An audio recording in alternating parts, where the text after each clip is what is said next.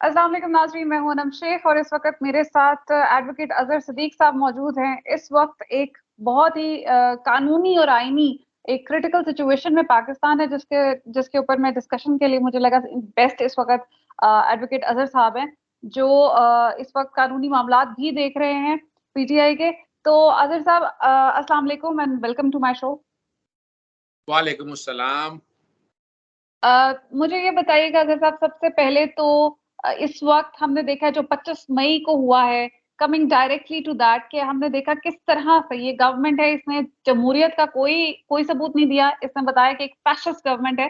और जो कुछ उस दिन हुआ है सुप्रीम कोर्ट की के फैसलों के बावजूद, जिस तरह से तशद्दुद और बर्बरियत का मुजाहरा किया गया है, सबसे पहले ये बताइएगा इस वक्त अगर सुप्रीम कोर्ट ये गारंटी भी दे रही है कि अगला जो अगर लॉन्ग मार्च होगा, तो अगर फैसला ये आता है कि उसमें इन्हें अलाउ कर दिया जाता है एक पुरअमन एहतजाज के लिए, तो क्या क्या इस गवर्नमेंट के ऊपर एतमाद किया जा सकता है? क्या ये लोग सुप्रीम कोर्ट के ऑर्डर्स को पहले भी ऐसा कर चुके हैं कि इन्होंने फॉलो नहीं किया?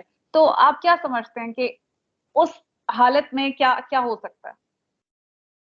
अनम साहबा, देखिएगा, जहां तक तो ये पाकिस्तान मुस्लिम लीग नून का ताल्लुक है, इनकी हिस्ट्री जो है ना वो अच्छी नहीं है। ब्रूटैलिटी में, टॉर्चर में, एक्स्ट्रा जुडिशियल किलिंग में एक बड़ी लंबी फहरिस्त है। मॉडर्न का सानिया आप और हम सब की आंखों के सामने है, और वो माफ नहीं होता। वो हमें देख के हमें दुख और तकलीफ होती है। और खास तौर पर राणा सनाउल्लाह जैसा आदमी, जो उस सानिया का मेन कल्प्रिट था, आज वजीरे दाखिला पाकिस्तान हो। ये दुख का मकाम है, और हमारे पाकिस्तान के लिए शर्म से झुक जाता है कि हमने शायद इस तरह के लीडर पैदा किए हैं, ना इनका दीन है, ना ईमान है, ना कानून आता है, और एक बदमाशिया का रोल जो गॉड फादर या सिविलियन माफिया के कॉन्सेप्ट में वो लेकर चले आ रहे हैं। पुरअमन में इमरान खान साहब की गवर्नमेंट को एक क्रेडिट जाता है, लेकिन मैं तो उस वक्त भी खिलाफ था कि उन्हें रिवायती पॉलिटिशियन बनना चाहिए था। जिस तरह उन्होंने हर एक को आराम से आने दिया, एहतजाज करने दिया, चाहे पाकिस्तान मुस्लिम लीग नून है, चाहे चाहे पाकिस्तान पीपल्स पार्टी है, चाहे मौलाना फजलुर रहमान है, उन्होंने सबको बड़े आराम से आने दिया और आके एहतजाज किया। लेकिन इस वक्त मसाइल इस वक्त ये हैं कि इस वक्त तमाम इदारे इमरान खान साहब के खिलाफ हो चुके हैं। मेन तो इसमें कोई शक नहीं है, साइफर ऑपरेशन चेंज रजीम है। उन्होंने अपना जो टारगेट सेट किया वो अचीव करना है। तो साथ इस चीज को सामने रखते हुए दूसरी सियासी जमातों ने समझा कि हम अपने सारे मामला जो है ना वो सीधे कर लें। पाकिस्तान मुस्लिम लीग नून तो आपके सामने है, लेकिन कभी पाकिस्तान पीपल्स पार्टी इस तरह की ब्रूटैलिटी का कभी साथ दिया उन्होंने? तारीख उनकी है। अगर मोहतरमा बेनजीर भुट्टो साहब आज जिंदा होती तो आंखों में उंगलियां देकर रो रही होती और इस जमहूरियत को कोस रही होती। और याद होगा आपको, जब जनाब परवेज मुशर्रफ आए थे तो इमरान खान और किस तरह वेलकम किया था कि पाकिस्तान मुस्लिम लीग में नवाज शरीफ के हवाले से जो तरीका वारदात है वो आप लोगों के सामने है। इस सारे वाकये के सिनेरियो को अगर आप देखते हैं, फैसले मौजूद हैं, आर्टिकल 15, 16, 17, आर्टिकल 9, 14, 4, 5, ये सब आपके बुनियादी हकूक का तहफ़्फ़ुज़ फराहम करते हैं। मैं एहतजाज करना चाहता हूँ, कौन भाई का लाल है मुझे रोक सकता है? पूरी दुनिया के अंदर हो रहा है, लेकिन पाकिस्तान में फाशिज्म इतना हो गया है और फंडामेंटल राइट्स को कट्टे। अब कोई डाउट रह गया है कि उन्होंने तकरीबन 45,000 शेल फायर किए आंसू गैस के और निहत्थे लोगों के पे किए। कोई चीज सामने नहीं है, सिर्फ बेस बनाकर। और आपको पता है ऑडियो भी लीक हो चुकी हैं जो बता रही हैं ब्रूटैलिटी के हवाले से कि जिस उस वक्त पुलिस के जरिए निशाना बनाया गया, तो इस वक्त भी कुछ लोग यहाँ बैठे थे पुलिस को इस्तेमाल करके। आपने डॉक्टर यास्मीन राशिदा के हवाले से देख लिया, गाड़ी तोड़ी गई, क्या कुछ किया गया। सादा गुल्लू बट लोग वहां आकर पुलिस के साथ सारा कुछ ये काम करते रहे। सिर्फ यही नहीं है, तकरीबन 240 के करीब बैरियर्स थे जो पूरे पाकिस्तान में, जब यानी पंजाब और सिंध के अंदर इन्होंने लगाए थे, किसी को इलाके से निकलने नहीं दिया गया। और फिर आगे कहते हैं कि लोग नहीं पहुंच सके। भाई तुम लोगों ने तो जो ब्रूटैलिटी किया, बुगला के साथ क्या तशद्दुद किया, अभी आपने देख लिया कि राणा सनाउल्लाह वगैरह के खिलाफ अंदराजे मुकदमा के ऑर्डर हो चुके हैं, वो इन्होंने पर्चा नहीं होने देना।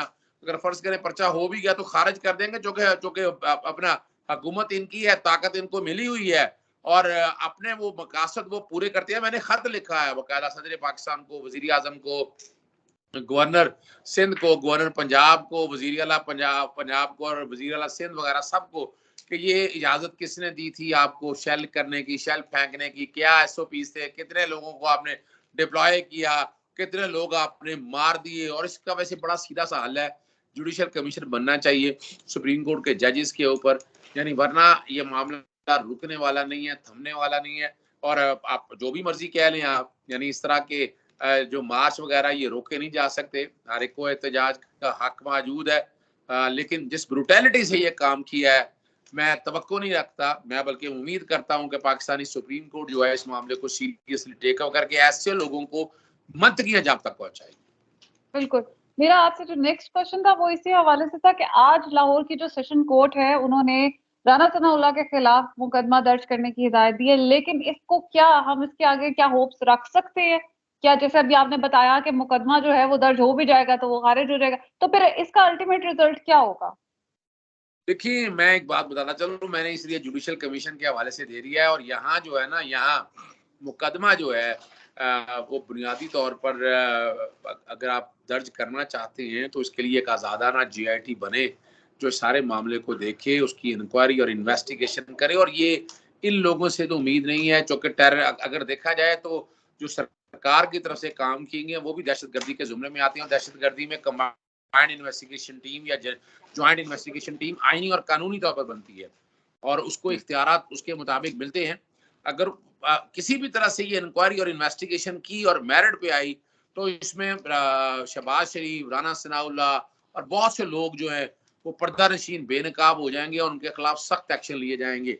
लेकिन नज़र यही आ रहा है कि इमरान खान साहब को कॉर्नर से या दीवार से लगाने की तैयारियां हो चुकी हैं। तमाम इदारे एक पेज के ऊपर है, कोई इस वक्त रेस्क्यू करने के पोजीशन में नहीं है या आना नहीं चाहता है कि आपके यहाँ स्टेज के ऊपर कोई भी अगर आया, अगर किसी ने भी साथ दिया इमरान खान साहब का ईमानदारी के साथ, तो इमरान खान जी। साहब इनके लिए बड़े मसाइल पैदा कर सकते हैं। इसलिए लोगों की नजरें जो है ना, अब इदारों की बजाय वो पंजाब हुकूमत की बहाली पे है।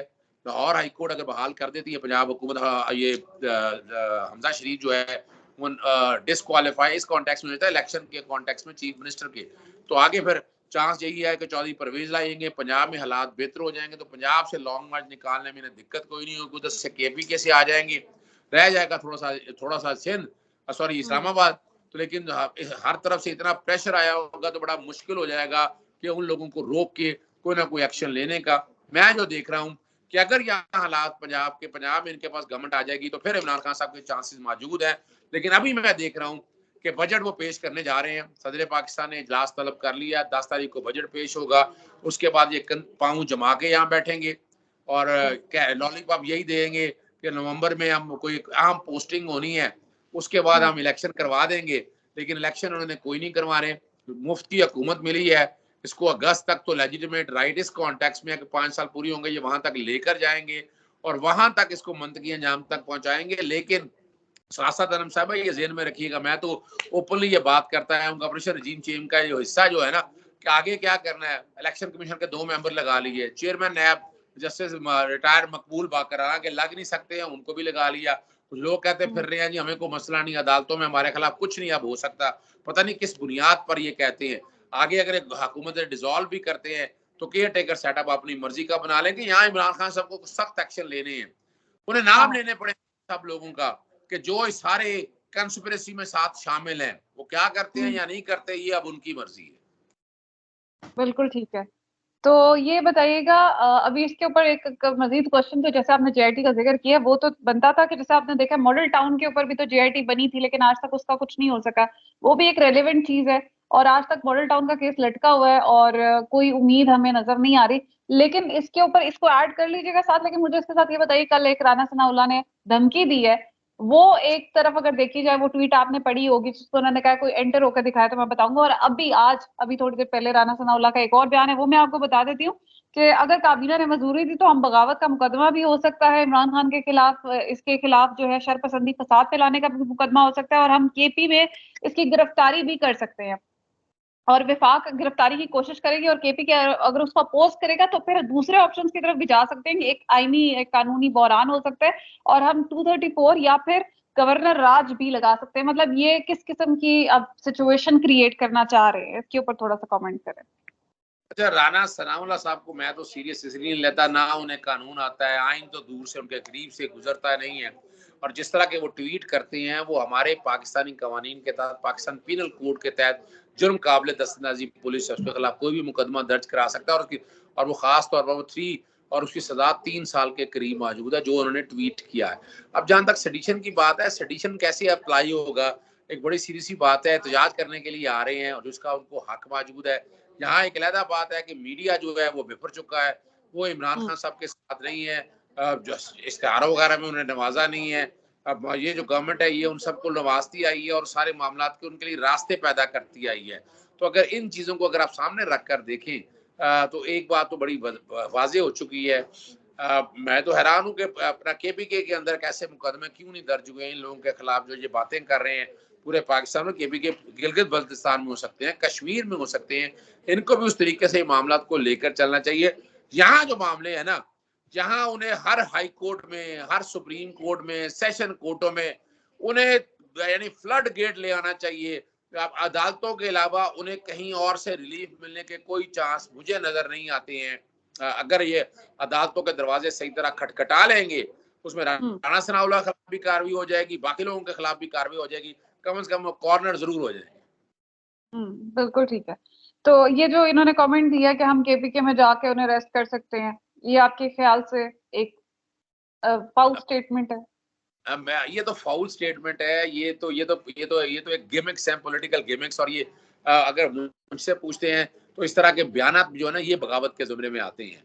राणा सनाउल्लाह साहब इस तरह बयान देते रहते हैं, लेकिन हमारे वो प्यारे एंकर कहाँ चले गए हैं जो बातें बड़ी करते हैं, जो जमहूरियत की बातें बड़ी करती हैं, जो बड़ी आइन की बालादस्ती की बात। आज उन लोगों के लिए डूब मरने का मकाम है कि एक फासिस्ट गवर्नमेंट का ये जो कुछ सामने आ रहा है वो खामोशी से बैठे हैं। तारीख जब नहीं भूलेगी ऐसे लोगों को, याद रखेगी, इनके चेहरे बार बार दिखाएगी आप लोगों को कि ये वो लोग हैं कि जो मफाद परस्त हैं, कि जो उन लुटेरों का और उन कातलों का साथ देते हैं। तारीख ऐसे लोगों को कभी नहीं भूलेगी जी। बिल्कुल ठीक है। बहुत-बहुत शुक्रिया एडवोकेट अज़ीज़ सिद्दीक साहब आपका, आपके वक़्त का बहुत शुक्रिया। इसके ऊपर लास्ट कमेंट यही कहूँगी कि इस वक़्त अगर इमरान खान साहब को कहीं से भी रिलीफ मिल सकता है, तो इस वक़्त पाकिस्तान की आला अदलिया ही है जो उन्हें रिलीफ दे सकती है, और वो हम आने वाले दिनों में देखेंगे भी। आपका बहुत शुक्रिया, देखने का बहुत शुक्रिया। अल्लाह हाफ़िज़।